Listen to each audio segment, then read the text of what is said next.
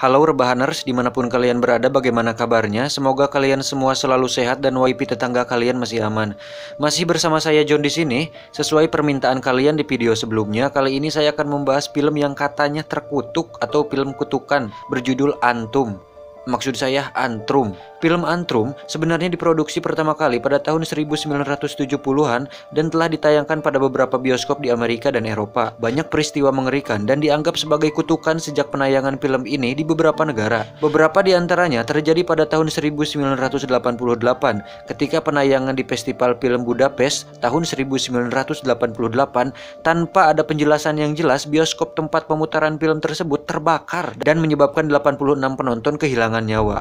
Ini seriusan ya, bukan film. Kalian bisa searching sendiri di Google perihal kejadian tersebut. Dan ternyata kejadian serupa terulang kembali pada bioskop di San Francisco pada 1993, di mana terjadi sebuah ledakan yang tidak bisa dijelaskan alasannya hingga memakan korban jiwa sebanyak 30 orang. Setelah menimbulkan berbagai banyak kejadian aneh dan mengerikan, pemutaran film ini pun akhirnya dihentikan. Di tahun 2018, film Antrum kembali ditayangkan di The Brooklyn Horror Film Festival dan diproduksi ulang pada 2019 oleh sutradara David Aminto dan Michael Lacini dengan judul Antrum, The Deadliest Film Ever Made, atau dalam bahasa manusianya, film paling mematikan yang pernah dibuat. Menurut pengakuan David dan Michael, ada bagian rahasia dalam film yang hanya bisa dilihat beberapa penonton, dan jika Anda melihat bagian ini, maka Anda dipastikan akan mengalami malapetaka. Wah, bener ya deh. Maka dari itu, bagi teman-teman yang ingin mengetahui alur cerita film Antrum tetapi takut dan ragu untuk menontonnya karena takut dengan kutukannya, di video ini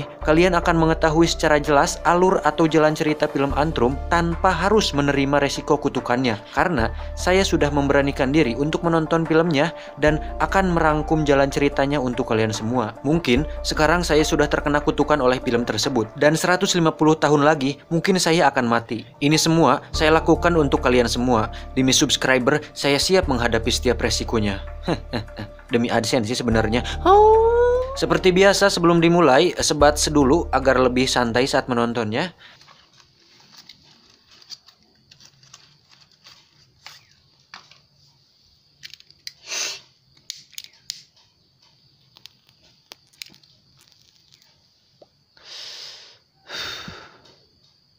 Cekicrot.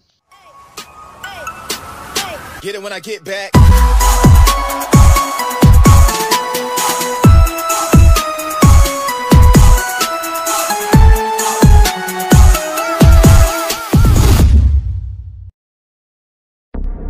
Di awal film, kita disuguhkan dengan sebuah dokumenter dari kesaksian orang-orang mengenai kisah film ini pada waktu dulu, sehingga menelan banyak korban. Orang-orang ini menceritakan bahwa beberapa korban benar-benar mengalami kejadian buruk atau musibah setelah menonton film ini. Di antaranya, seorang wanita bernama Janet Hilberg yang meninggal karena kejang 24 jam setelah penayangan film Antrum. Kejadian tersebut terjadi di sebuah kedai saat dirinya minum kopi sambil berkumpul dan berdiskusi tentang film Antrum bersama rekan-rekannya. Selanjutnya, seorang pria bernama Tom Stillum juga mengalami hal serupa seperti Janet pada saat pagi hari di ruang dapurnya. Ada lagi, pria bernama Joe Branger yang meninggal saat berada di pantai. Dirinya terjatuh tepat di atas ikan batu atau stonefish yang menimbulkan sengatan beracun di perutnya. Yang aneh di sini adalah karena stonefish katanya jarang ditemukan di pantai Amerika Serikat. Tapi khusus untuk Joe, ikan tersebut muncul entah bagaimana ada di sana. Mungkin stonefish tersebut dirasuki jin atau jurik jarian, entahlah. Terakhir, ada seorang pria pengangguran bernama John, yaitu saya sendiri,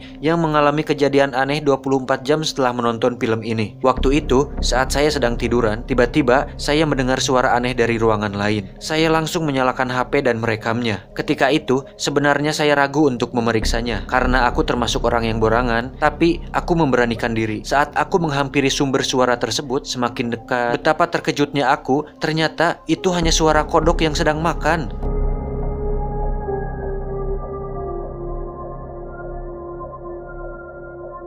Akhirnya aku lega, tidak ada hal aneh yang terjadi. Tetapi saat aku kembali ke kamarku, betapa terkejutnya saat aku melihat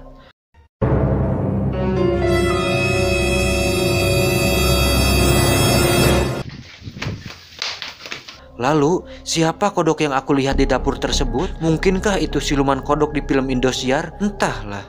Kita lanjut ke filmnya. Setelah selesai dengan sesi dokumenter tersebut, sebelum melanjutkan menonton film Antrum ini, akan ada sebuah peringatan besar yang menerangkan bahwa pihak produksi film tidak akan bertanggung jawab dengan resiko yang terjadi kepada penonton setelah menonton film tersebut. Peringatan tersebut memiliki durasi 30 detik, di mana perhitungan mundur 30 detik tersebut dapat menimbulkan sedikit kekhawatiran apakah tetap lanjut menonton atau tidak. Nah, buat kalian yang memiliki ketakutan atau keraguan pada film ini, dianjurkan untuk tidak lanjut menonton atau untuk tidak menontonnya sama sekali. Apalagi jika Anda sedang boker dan mau cebok, lebih baik stop dulu menonton. Sebagai gambaran, film ini menceritakan dua orang saudara kakak beradik bernama Orale sebagai kakak dan Nathan sebagai adiknya, yang secara kasarnya mencoba menghidupkan jiwa seekor anjing kesayangan adiknya Nathan yang meninggal.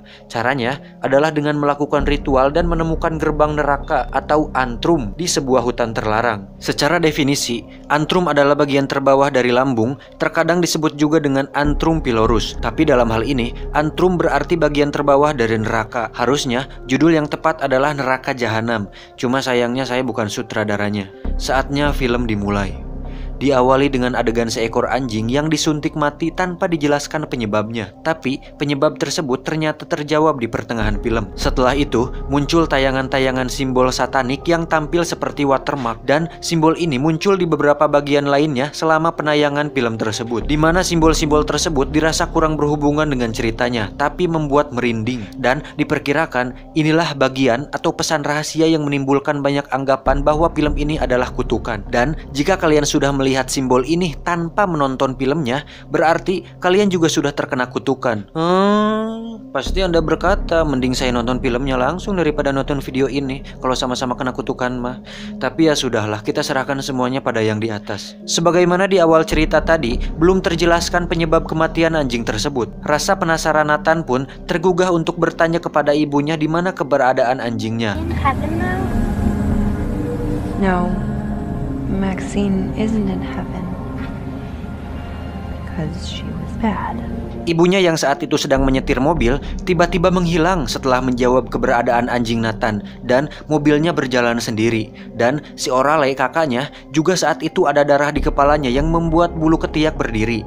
Lantas kemana ibunya Nathan pergi, dan kenapa kepala kakaknya berdarah? Ternyata segala hal yang dilihat Nathan selama di perjalanan hanyalah mimpi buruk karena saking sayangnya dia ke anjingnya tersebut. Rasa kasihan Orale terhadap Nathan karena terus dimimpikan oleh anjingnya terus-menerus membuatnya mengajak Nathan ke hutan terlarang untuk mencari anjingnya di neraka seperti yang dikatakan ibunya. Tapi Orale menjelaskan bahwa mereka tidak bisa mengembalikan anjingnya seperti sebelumnya, tetapi hanya jiwanya saja. Sebegitu besar rasa sayang Nathan ke anjingnya. Ini mengingatkan saya kepada film John Wick yang pertama, ketika dia membunuh banyak orang hanya karena anjing kesayangannya dibunuh. Saat akan tiba di hutan terlarang tersebut, mereka melihat sebuah papan tanda dan foto-foto orang lain bersama dengan sesajen yang tergeletak di bawah. Orale pun meminta buku merah berbau satanik yang dari tasnya si Nathan. Tidak diceritakan dari mana atau dari siapa buku itu didapatkan. Tahu-tahu udah ada di tasnya si Nathan.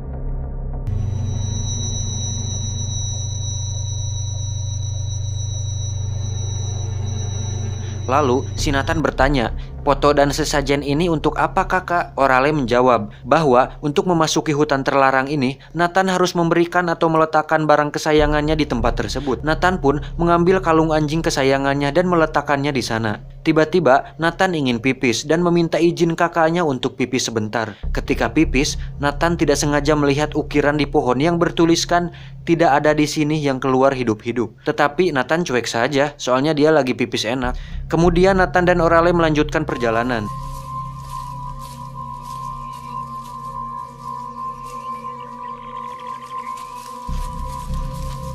Tibalah mereka di tempat yang dituju. Mereka pun mendirikan tenda di sana dan langsung melakukan ritualnya dengan membuat sebuah bentuk simbol pentagram di mana setiap sudutnya diletakkan patung dan benda-benda aneh lain. Kemudian Orale membaca mantra diikuti oleh Nathan. "Wang wilaheng abdi nyuhunkeun bantosanana kanggo anu ngajaga di dieu, anjing abdi cenah hirup deui." Kemudian mereka pun mulai menggali tanah tersebut.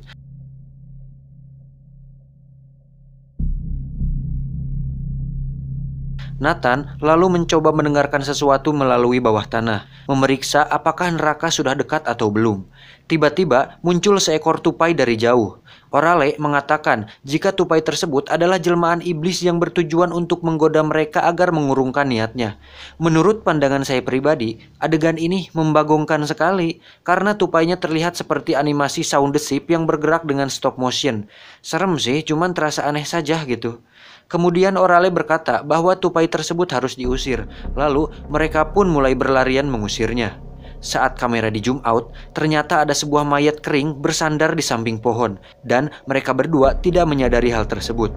Mereka berdua melanjutkan penggalian. Kali ini, Nathan melihat ada sesuatu yang aneh di belakang pohon. Entah apa itu, tetapi semakin Nathan memperhatikan pohon tersebut, akhirnya kita pun bisa melihat ada sesuatu bergerak dan bersembunyi di balik pohon tersebut.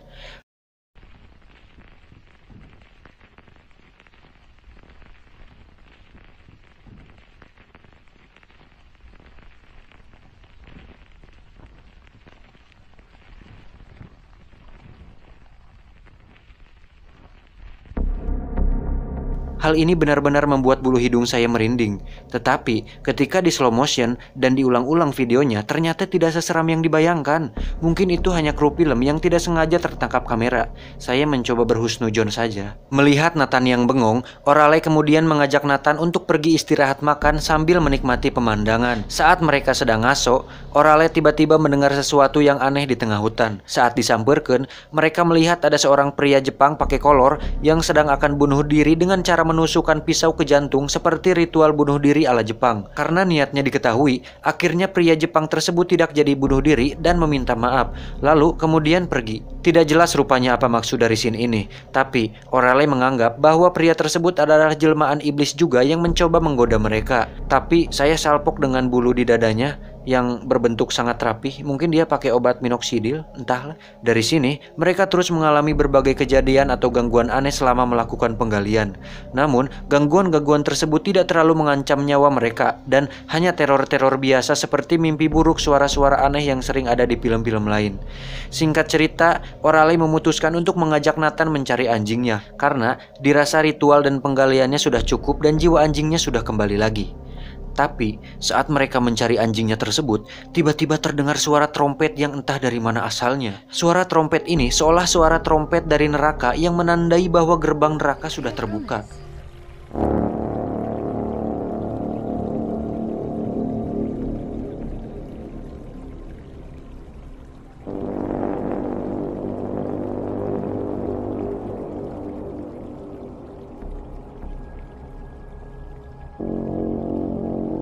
Mereka berdua langsung berlari mencari sumber suara tersebut. Tapi yang mereka temukan justru sebuah tempat rongsokan di mana ada dua orang aneh yang mereka lihat dari jauh. Kedua orang asing tersebut terlihat sedang membakar kuali besi besar berbentuk boneka manusia berkepala kambing, di mana boneka tersebut bergerak-gerak seolah ada sesuatu yang berada di dalamnya. Nathan dan Orale yang melihatnya kemudian berlari ketakutan dan memutuskan untuk kembali ke perkemahan mereka. Sesampainya di sana, Nathan malah melanjutkan penggalian karena masih menginginkan anjingnya bisa kembali. Namun, Orale meyakinkan Nathan bahwa untuk segera pergi dan nanti kembali lagi. Di saat yang bersamaan, tiba-tiba suara trompet tadi terdengar kembali dan saat mereka melihat ke atas, langit tiba-tiba menjadi gelap dan bergerak secara aneh. Tanpa memperdulikan barang-barangnya, mereka langsung berlari meninggalkan hutan tersebut.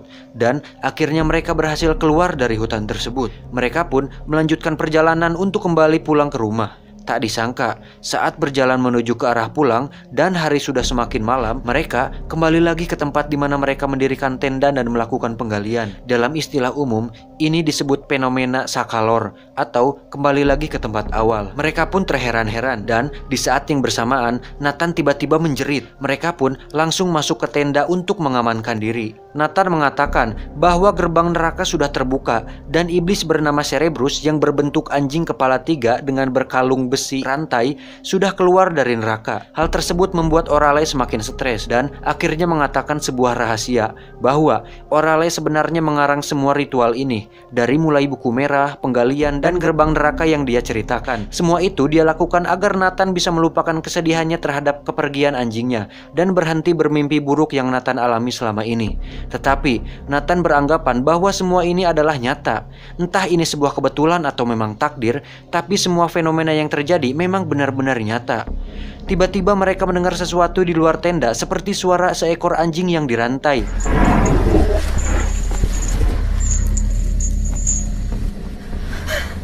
Mereka langsung berlari keluar tenda dan naik ke sebuah pohon dan berdiam di sana sampai ketiduran.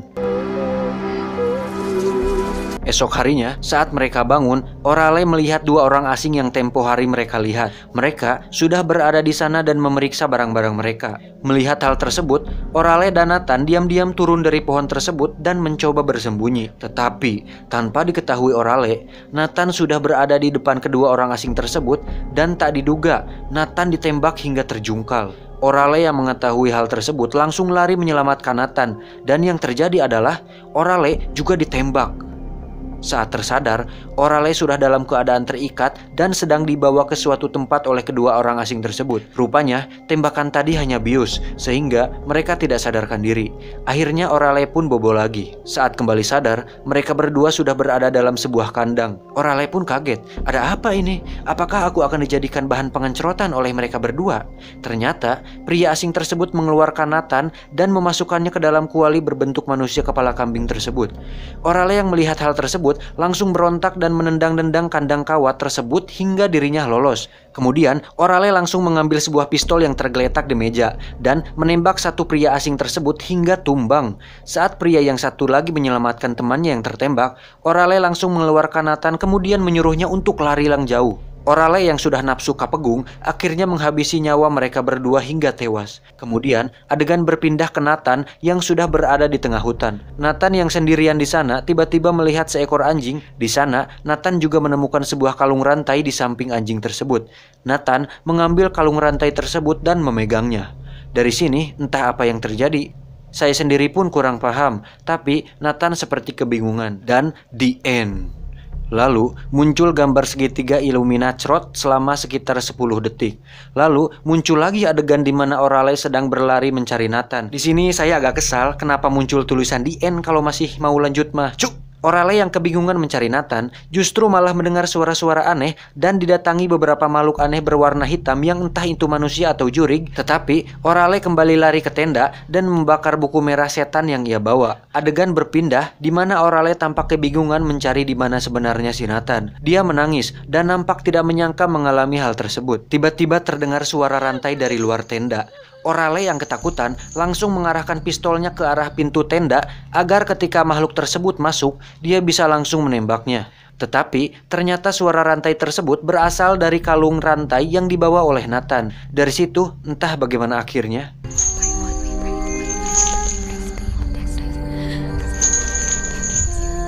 Film pun berakhir dan muncul video ini.